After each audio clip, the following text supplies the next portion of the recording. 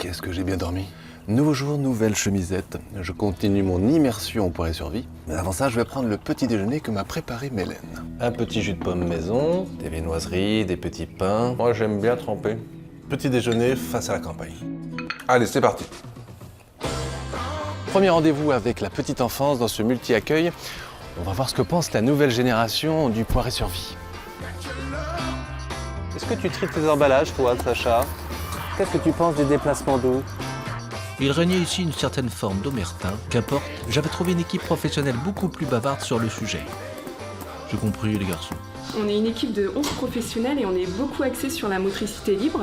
Donc on est souvent au sol, au plus près des enfants, que l'enfant puisse être autonome au quotidien au sein de la structure. Depuis cette année, on va à la découverte de la nature, on a des baby-wagons. On va découvrir la nature, se promener dans la commune du Poiré-sur-Vie. Et ils apprennent aussi le langage des signes. Pourquoi? Pour pouvoir mieux communiquer ensemble. L'enfant peut également signer quand il n'a pas les mots pour s'exprimer. Petit tour au cœur de la ville, je vais aller voir les commerçants. Je vais aller voir comment ils se sentent au Poiré-sur-Vie. Bonjour. Bonjour. Donc Adeline, vous êtes fleuriste. Oui, exactement. Je suis fort, hein. Comment on se sent au Poiré-sur-Vie? Plutôt bien. Est-ce que vous travaillez différemment aujourd'hui? On travaille déjà pas mal en local, un fournisseur tout prêt, au niveau du tri des déchets, naturellement. Bonjour. Est-ce que le genou, il est gourmand? Très. Il y a des choses, des démarches environnementales dans votre commerce? Là, de plus en plus, les gens viennent avec leurs boîtes, surtout le week-end.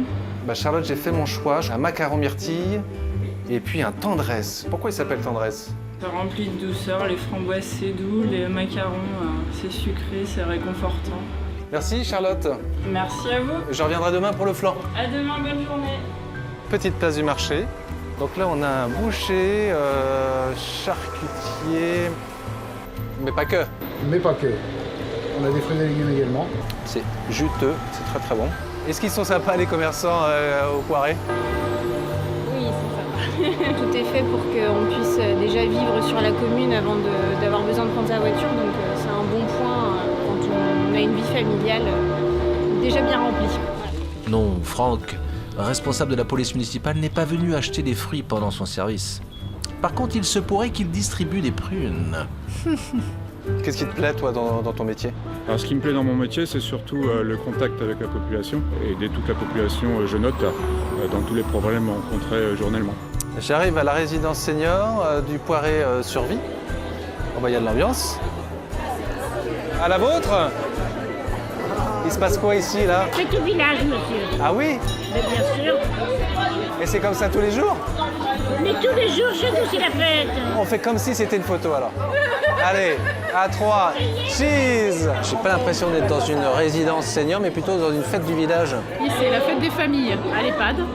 Et du coup, oui, c'est un état d'esprit de grande fête, de mariage, de banquet. Et c'est ce qu'on a voulu retranscrire et c'est ce qui marche aussi auprès des résidents. Qu'est-ce que vous faites pour que les seniors se sentent bien au Poiré-sur-Vie? On essaye d'emmener l'extérieur vers l'intérieur et vice-versa. On propose différentes activités en commun. Donc ça nous permet vraiment d'avoir de la vie dans notre structure, au-delà de la vie de l'EHPAD.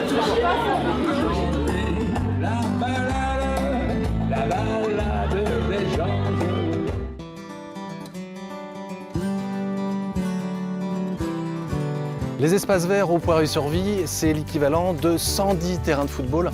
Donc important d'en parler, pour ça j'ai rendez-vous avec celui qu'on appelle le géant vert. Alors Vincent, là, on est où là? On est sur le site du Chiron. Où les gens viennent se promener? Pique-niquer, pêcher aussi. On a beaucoup d'espaces verts au Poiré-sur-Vie. Oui, aujourd'hui, le Poiré-sur-Vie, c'est 80 hectares d'espaces verts, c'est 50 km de sentiers pédestres. Et il faut les entretenir. Il faut les entretenir. On a actuellement des chèvres, des moutons d'Ouessant et du mouton vendéen. Et on a laissé des espaces en carré de biodiversité, des grands espaces. Ce qu'on constate, nous, c'est que ça crée du lien dans certains quartiers. On gère nos espaces de façon un peu plus raisonnée et qu'on travaille aussi pour notre planète. Merci Vincent. Merci Henrik. Je continue ma route. À bientôt. Je finissais cette deuxième journée dans les choux et entouré de melonnettes de Vendée. J'allais à la rencontre de deux facettes de l'agriculture jeunotte.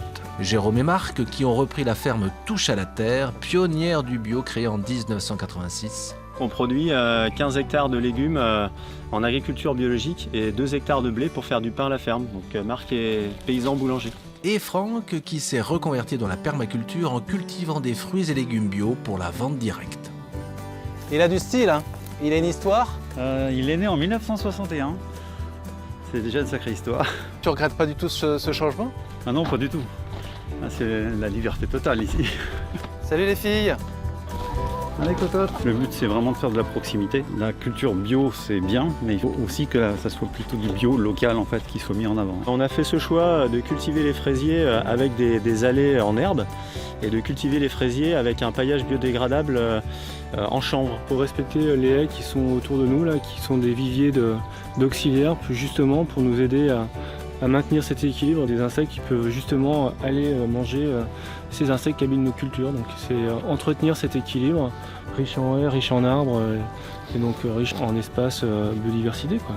On essaye de faire au mieux de façon à ce que voilà, pour les générations futures, la terre soit encore cultivable et ne soit pas devenue un désert comme certaines zones agricoles qui ont été surexploitées en fait. Fin de cette première journée. Non, on est la deuxième. Fin de cette deuxième journée au Poiré-sur-Vie. Je me suis trouvé un petit spot. Oh là là là, qu'est-ce que c'est bon. Merci les gars. À demain.